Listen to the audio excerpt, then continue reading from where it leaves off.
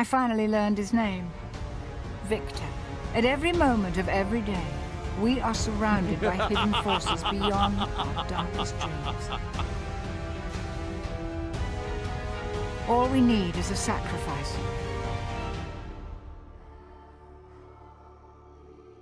I called, and Malak answered. Welcome back to the series where I take a deep dive into different Dark Deception characters before Chapter 5's release. Today we're looking at arguably the second main character, Bierce, an old woman with a desire to cheat a demon with his own powers at that. She aspires to obtain the Riddle of Heaven, where she aims to defeat Malak and change her fate, just like Doug. But how did she get in this position, and can she really escape? Well, today we'll have a look at that. Let's have a look at her backstory and what led us up to the main events of the game. Helen Bierce was born January 5th, 1894, in England at the time. My god, she's old. Though her previous hair colour is unknown, albeit I'm assuming black, she currently has white hair with a unique set of green eyes. She is a tall, wise-spoken woman with a slightly tanned skin tone. Bierce is notorious for her snarky and condescending nature, being highly intelligent and manipulative alongside it. Arguably, she presents a lot of traits of narcissistic personality disorder, only viewing other humans as a means to make her life more successful than others. Bierce has kept many diaries over the years, spanning from the 1930s to a confrontation with Malak from when she was 45 in 1939. Geez, Bierce, I think you missed out on a few events. These detail what was occurring in her life at the time, her thoughts regarding it, and how she wished to proceed. Let's start with Diary 1. Those idiots at RKO wouldn't even give me a screen test. Selznick looked me in the eye and said he already had a dozen girls like me. Wondered why I wanted to be a movie star when I had a rich husband to take care of me. I told him that was the whole point of marrying the fat pig in the first place. Edgar is having another one of his degenerate parties tonight. I caught him in the bedroom laying out his black robe in that ridiculous goat mask he got from the prop department. He and his friends like to pretend they're such devils, dressing up and spouting mumbo-jumbo out in the garden at midnight. Every so often they pay one of the call girls a little extra to be their sacrifice. I'd tell them all what fools they are, but half of them work for the studios, and the rest are some of the most powerful men in the city. If Edgar can't make me a star, maybe one of them will. As stated by Bierce, she was irritated by a lack of success in the movie business. She appeared to be relatively talented, but competition at that point was high, and there appeared to be many actors just as good as her. As a result, MGM, or Metro-Goldwyn-Mayer, passed on her offer. Due to her narcissistic personality, it rubbed her the wrong way. Surely she could do a better job, right? She referenced her husband, Edgar, stating that the only reason she really married him is due to his wealth and fame, making her more likely to get positions by association. Expressing disgust at his ritualistic practices, she called him a fat pig and went on to describe some of the acts that he and his fellow influential individuals would get up to.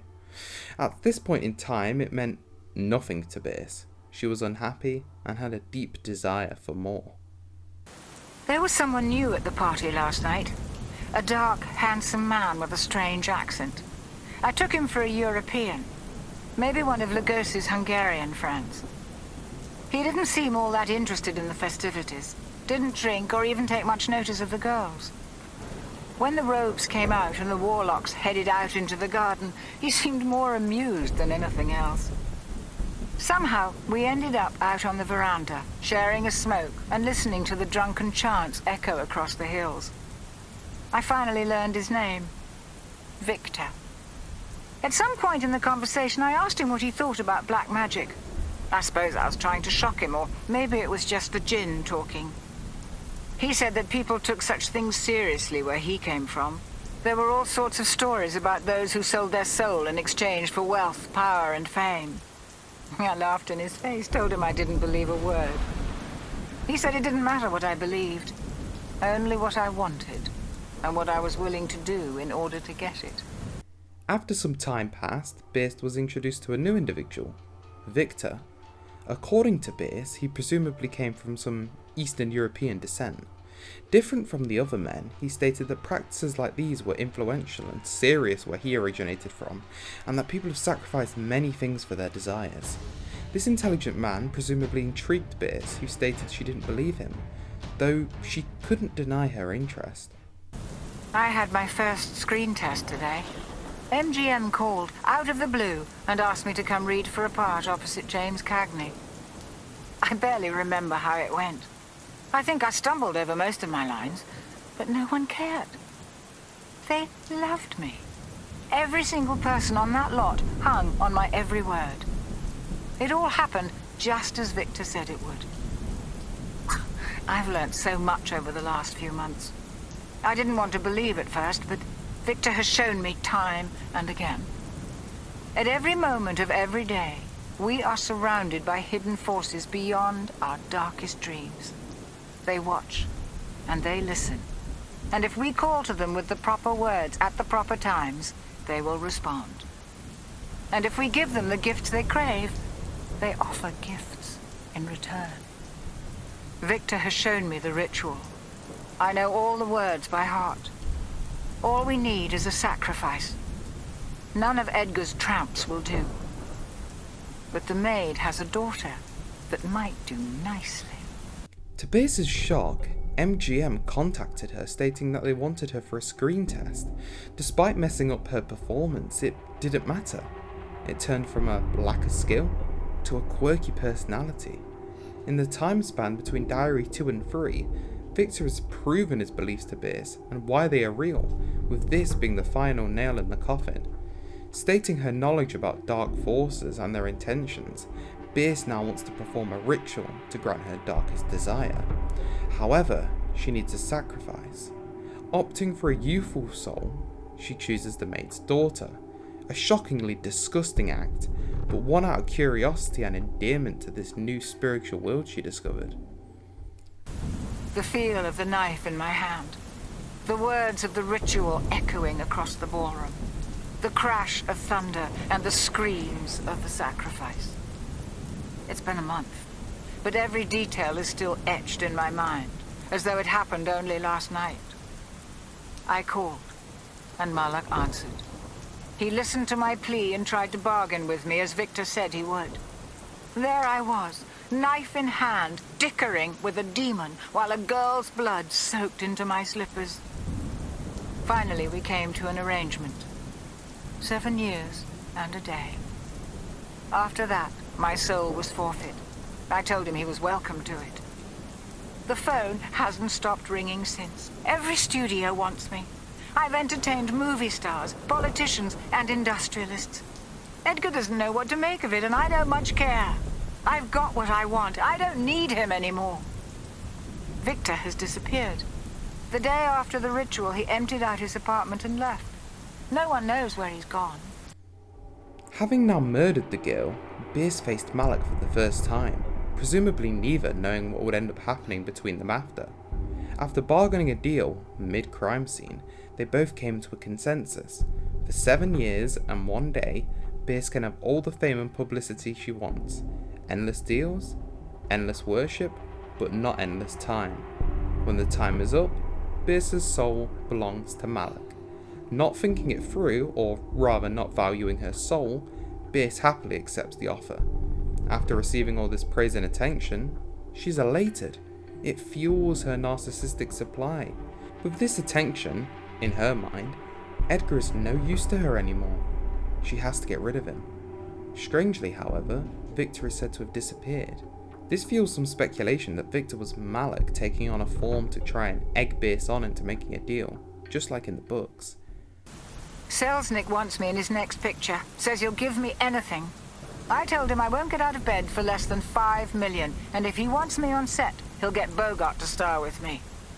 I don't care if he's under contract with MGM or not. The little toad turned such a lovely shade of purple. He'll give me what I want, though. They always do. Edgar finally died last night. It took 6 long months, and I don't know how much arsenic. Rat poison would have been quicker, but the police might have noticed. I'm almost tempted to let them arrest me anyway, just to see what would happen. I'd have judge and jury eating out of my hand before the day was out.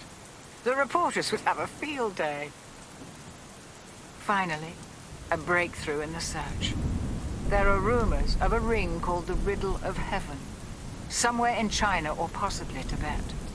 It could be the answer I've been looking for. All I have to do is find it. Edgar's considerable fortune should help. In Diary 5, Bierce happily describes how all the brands and companies have to bargain with her, fight over her, and win her. She makes unreasonable demands just to push the limits, but she always wins, due to Malak's deal. Between Diary 4 and 5, she was slowly poisoning her now ex-husband, Edgar, with arsenic. She was going to use rat poison, but she didn't want to seem suspicious. Despite that, she didn't think she would get put in prison anyway due to her position. And here's where it gets interesting. Bierce has been notified to a ring called the Riddle of Heaven, located possibly in the Chinese region of Tibet. Using Edgar's wealth, she could possibly obtain it. Well, why would she want it? Well, as the time started ticking down on her deal with Malak, she started to realise that she didn't want to lose her soul. In her mind, she's too powerful and intelligent for that. So, she is going to try and cheat him. Cheat a demon. I dread the sound of the clock striking the hour. I leap from my chair at the sound of every car passing on the street outside. How long does it take to carry a package from the port of Los Angeles to here? It's intolerable. I thought 7 years and a day were more than enough. Now I only have a few hours left. Is this what a condemned man feels like? Surely not. I have everything I need all laid out, ready to go. All except for the ring. I should have had it months ago, but it's been one delay after another. It's enough to make me think that Malak's hand is in this. The clock chimes. Another car. Yes, it's here. I'll cheat you yet, you devil. This diary is where the mood shifts. Bierce's snarkiness and arrogance shifts into fear and concern, knowing that her time is almost up. She regrets the deal now that she's realised how short it truly was. Having ordered the ring's delivery months prior, it had only been delayed and delayed, leading to it arriving last second. The outcome was so close that Bierce even speculated that Malak had some involvement with it. Having everything set out, and with the ring arriving just on time, she was ready to face Malak. She wasn't going to lose this wager. Where is this place? I was so tired. The ritual took more out of me than I thought. But how did I end up here in the ballroom? At least, this looks like my ballroom. I've yelled for the maid, called her every name in the book, but she doesn't answer. I can't find the ring either. I've got to find it.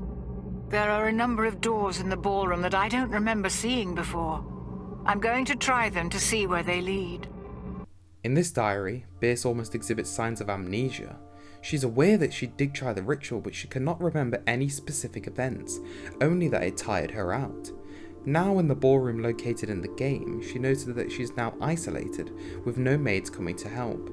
Noticing new doors that she'd never seen before, she decided to investigate.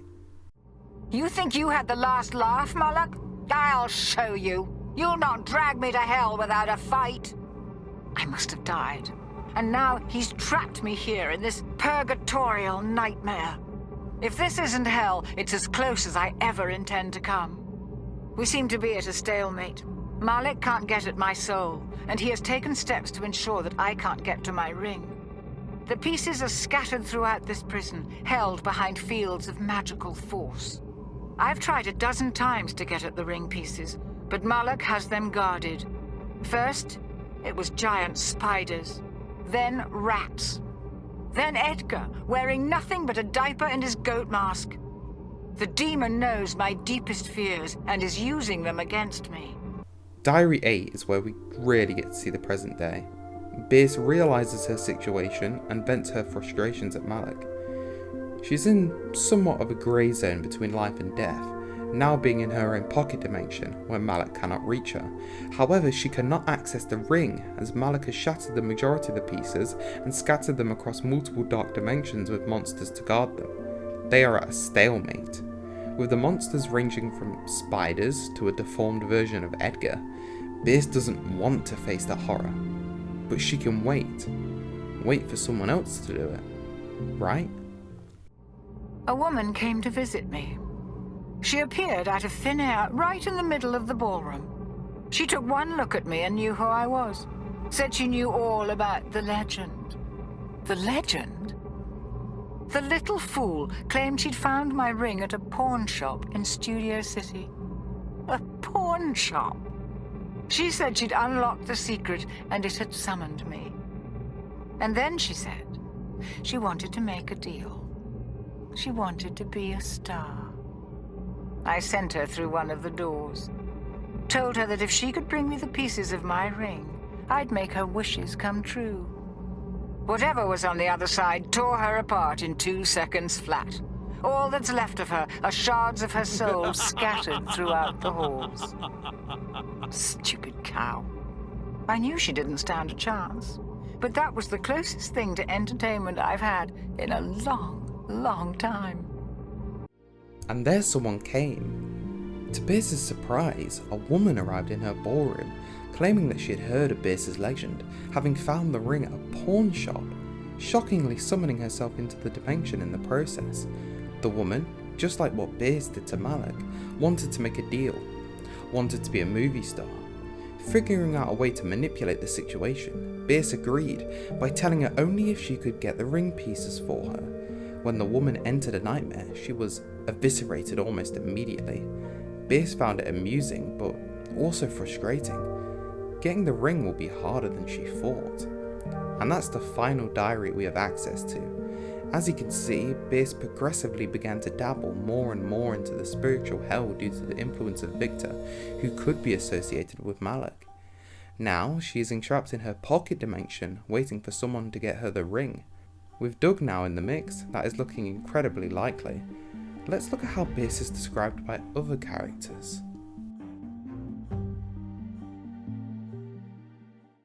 Over countless millennia, I have grown my army and my power with the rivals that I have vanquished and the mortal souls that I have acquired. You could say business has been booming. Bierce was one of those souls. She never told you her little story, did she? A century ago, Bierce offered her soul to me. She wanted to be a movie star, a trite request, but I agreed nonetheless. I just required a tribute from her first, a small offering. I gave Bierce what she wanted, but when I came to collect, she decided to get cute. She thought she could get out of her contract by using that accursed ring. However, I didn't become an elite evil by letting my guard down. Her little ambush failed. I shattered the ring and took the pieces, but it wasn't enough. One of the pieces formed a bond with Bierce's soul. She used that to seal herself into that annoying little pocket dimension. As if that cage could keep me out forever. In this place, having your power and ring stolen by mortals is not a good look. You both made me appear weak and vulnerable. That's bad for business. Good. You made it. And I see you met my friend sooner than I was expecting.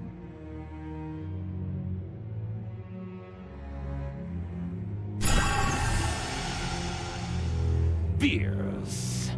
Still so persistent after all this time. Do not listen to her, mortal. She's just using you. Give her the ring, and there will be consequences. This is your only warning. Help her, and you will suffer. Pay no attention to him. His powers cannot reach you here. I didn't think you'd make it this far, love. I really didn't. Who knows? You You might just go all the way. If you believe her, you're dumber than you look. Once she gets what she wants, you're done. Oh, yes. Trust the bloodthirsty demon. No doubt he has your best interests at heart.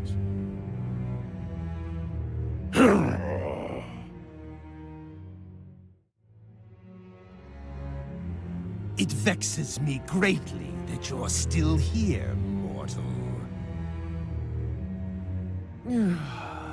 Now she has another piece of that infernal ring. Every piece Bierce gets makes her more powerful. Don't you get that, meat sack? What do you think is going to happen when she doesn't need you anymore? He's right. I am getting more powerful. Powerful enough to fulfill your every wish. That's why you're here, isn't it? Bierce, why not tell him what fate befell the last person that trusted you?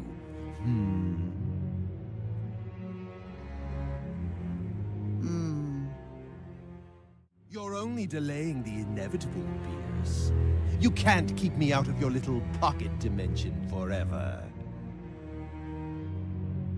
I'm coming to collect what is owed, and I'm bringing your worst nightmares with me.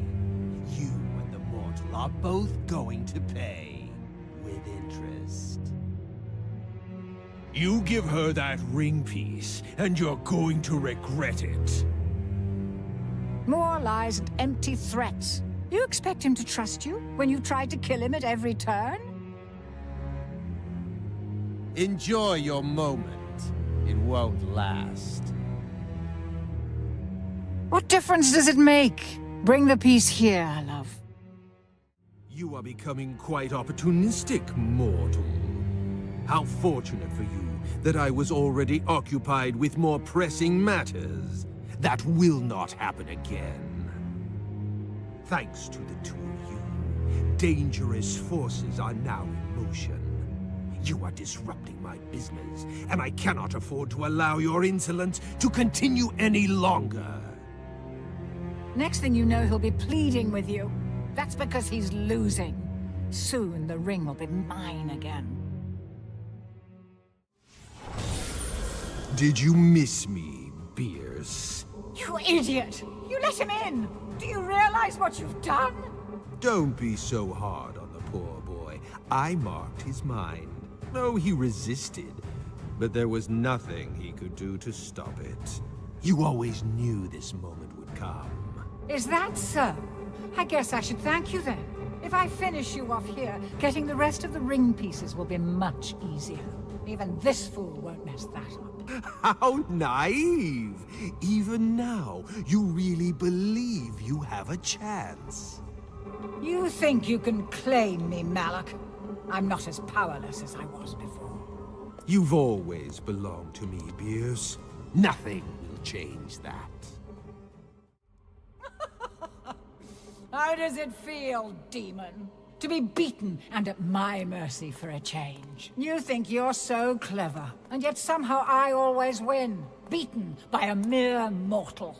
To think I was silly enough to fear you all this time. The ring's power is even greater than I imagined. What are you laughing about? What's the matter, Bierce? Don't lose your confidence so quickly. It doesn't matter how many clones you make. I'll destroy them all. I'm too powerful to stop now, Malak. I've beaten you! Oh, one more thing, Bierce. Do you remember what I said before? I promised I'd be coming, and that I'd be bringing your worst nightmares with me. Well, I always keep my promises. Agatha?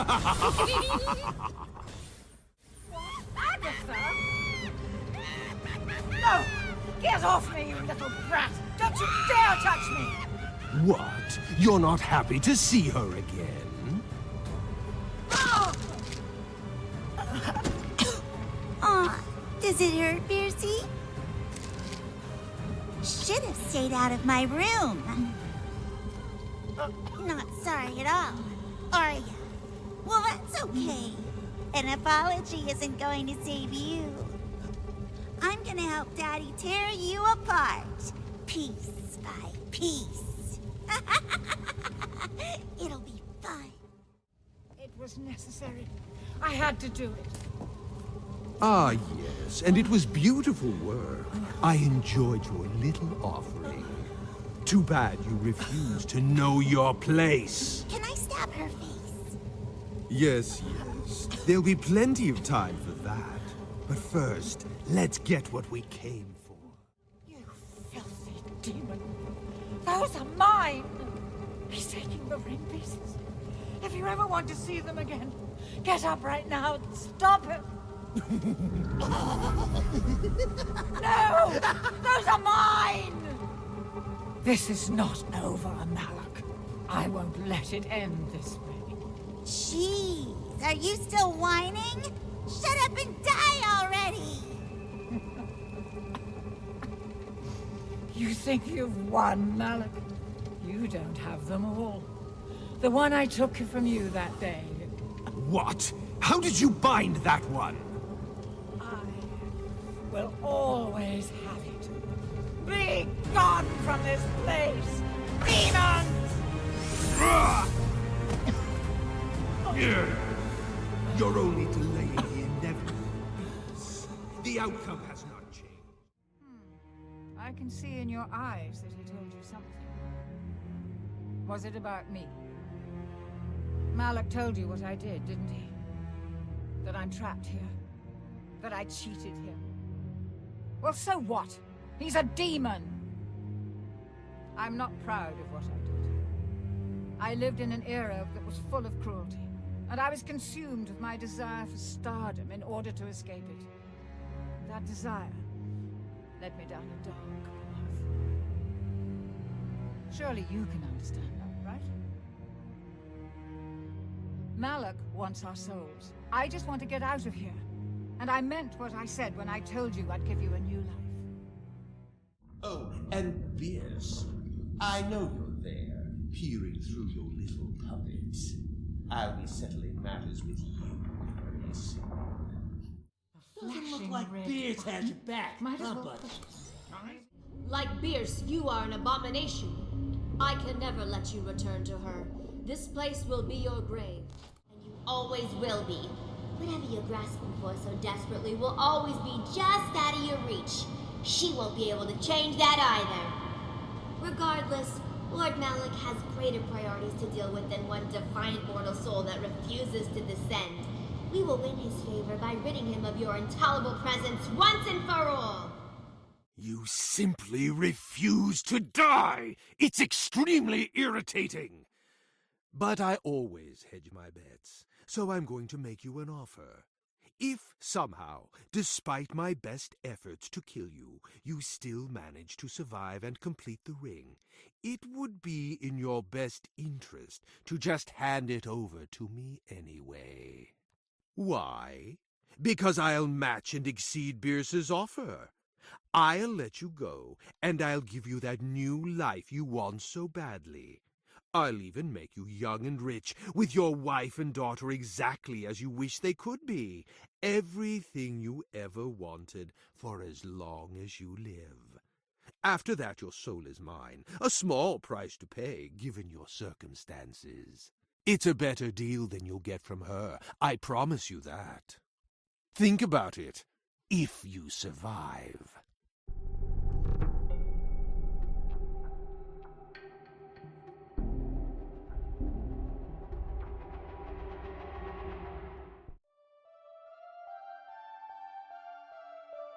And that's about all I have on Bierce. Her character, backstory, intentions. We can only wait and see if she'll keep her promise to Doug once Chapter 5 is completed, if he truly does get all the ring pieces for her. Bierce, in my opinion, is objectively not a good person. Though, is it evil to fight evil? Would Bierce be just as bad as Malak with his powers? I'll let you do some thinking on that one. See you later.